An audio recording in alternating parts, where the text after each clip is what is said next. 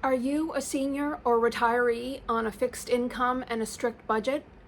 Are you always trying to find ways to make and save yourself some money? In this video, I'm going to show you how your DIY skills can translate into saving you thousands of dollars per year.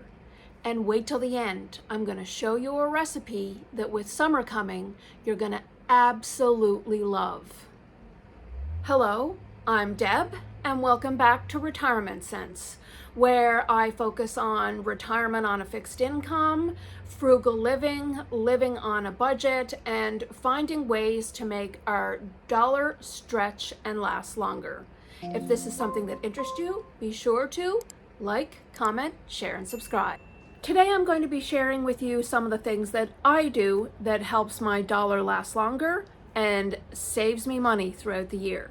So a lot of these things are going to be how you can put your DIY skills to use. Now, not everybody necessarily is artsy and craftsy and will be able to feel like they have DIY skills, but I'm going to show you that even with just basic ingredients and basic DIY skills, that there is some of these that you can do that will help you potentially save thousands of dollars per year. Let's start with the first one, and that would be knitting or crocheting. Now, a lot of people that are Gen X or even boomers definitely have learned how to knit or to crochet. So by making mittens, hats, stockings, and scarves, especially when you live in Canada where the weather is really cold, it saves yourself a lot of money. Have you priced how much it is for a pair of mittens? I think you can barely get, unless you get dollar store gloves, barely get mittens for $15 to $20 a pair. So always be sure to put your knitting and crochet skills. And I mean, look at this beautiful Afghan. Now, I cannot crochet, but I picked up this Afghan for $15 off Facebook Marketplace, and that was a steal. So if you're wanting to monetize any of your skills, then by all means, that is another way to not only make your dollar last longer, but will also bring in some money if you need some. Now we're going to move on to these little cotton dishcloths, or you could make them a little thicker and use them as trivets for your hot pots on your counter. Now these are made from 100% cotton. I picked up a roll, you can get it on sale, of this little cotton yarn from Michael's for like $1.99. And if you happen to use your 40% off coupon, then you can get it for pennies. I mean, you can use these not only for dishcloths, but you can use them for rags, for mopping, for cleaning your car, for cleaning your bathroom, all the things. Even these are great little gift ideas, you know, nice little stocking stuffers. Having the homemade touch, I think, is just a really sentimental, sweet, thoughtful way to do something for a friend or a loved one. Another thing that I really love to do is spice blends. Now this is everything bagels, and I don't know, but the cost of everything is going through the roof, and most of the spices out there aren't necessarily considered gluten-free. So I would recommend that you invest in a bunch of spices and just put in your own spice blends. I think McCormick's everything bagel spice blend is like $10 for a little bottle.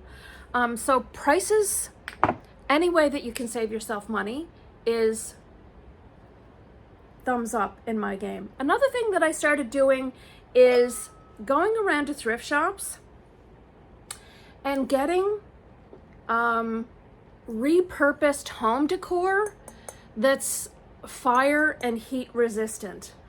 And come Christmas time, I end up making some beautiful, I get some wood wicks and some soy wax, beeswax, some essential oils, and make some really beautiful candles, and can also give those as gifts. Now, what is another thing? This one is definitely something that you can do, and that is a room spray. Now, if you just pick up yourself a dark tinted bottle, to make a homemade room spray, all as you need is rubbing alcohol, or if you want to use vodka, water, pure vanilla extract, and some essential oils, and that's it. Super easy to make homemade room sprays. You can make one that's chamomile and lavender, and is absolutely wonderful to spray on your bed linen. And if you've got children or grandchildren, spray it on their beds or in their room at night. My daughter uses that for my grandchildren, and they absolutely love it. It helps them sleep, it helps them calm, it helps them relax, and maybe it would even work for you as well. Another thing that I love to do myself and saves me literally thousands of dollars a year, and I think it's something that you may be able to dabble into, is my DIY hair color and highlights. Now, getting your hair double processed at any salon is anywhere from like $250 to $350. I know in my area it's $250 to get your hair color colored, and then highlights or lowlights put in. So this is something that if you did it once a month, which I normally do, saves me $2,400 a year. I normally use a nice and easy level 11. Now my hair from the crown forward is very platinum blonde gray, and is actually a little bit lighter than the hair at the back. So once a month, I just do the back of my head because it's about 2 levels darker than from the crown forward. And at the same time, I will use a semi-permanent, pretty hair color and do the front strips of my hair to give it some variation. One thing about having platinum or really blonde hair, it can definitely tend to wash you out and get boring after a while. So it's really nice to add this semi-permanent. It can wash out in anywhere from 1 to 3 months, depending on how porous and how much you wash your hair, or how much you're at the beach or in the pool. So this is something that I do once a month, and I've just done my hair. So I'll be sure to insert some pictures of the products that I use and the process that I go through to do my hair. So that is something that I really find, I mean, for the products that I buy, if I don't get any of the color on sale, cost me roughly $25 Canadian.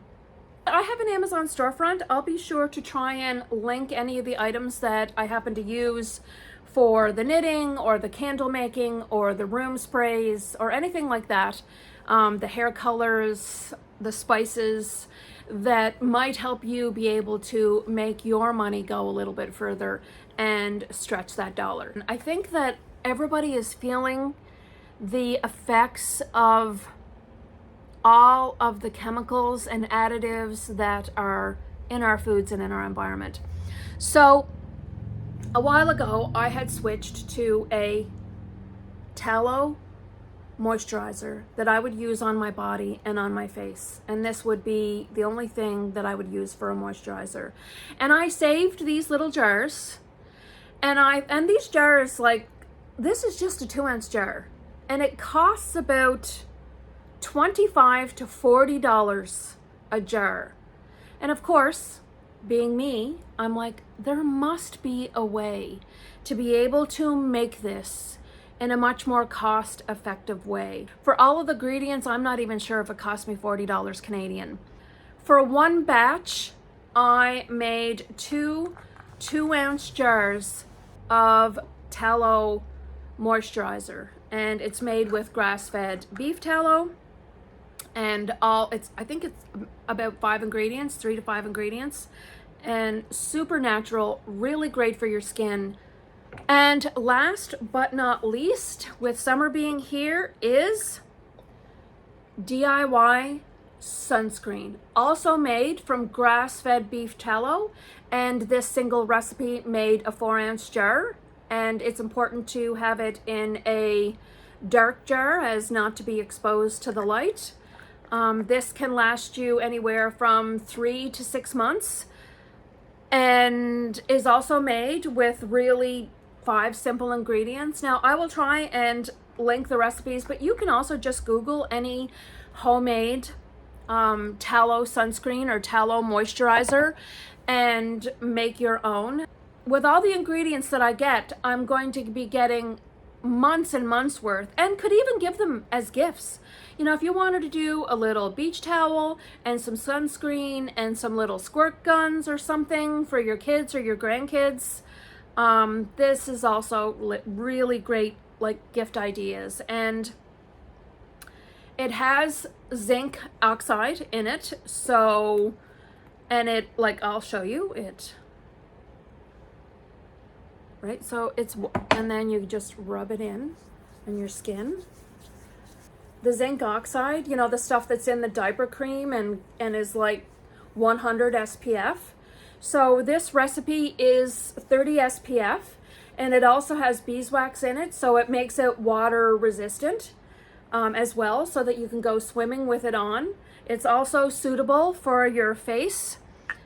Absolutely fabulous, and I hope that you're going to love this as much as I do. So I would really love for you to share in the comments down below, what do you make that's DIY? How do you make your dollar stretch and last longer if you're a retiree on a fixed income or a senior that is no longer working and needs to make your dollar stretch?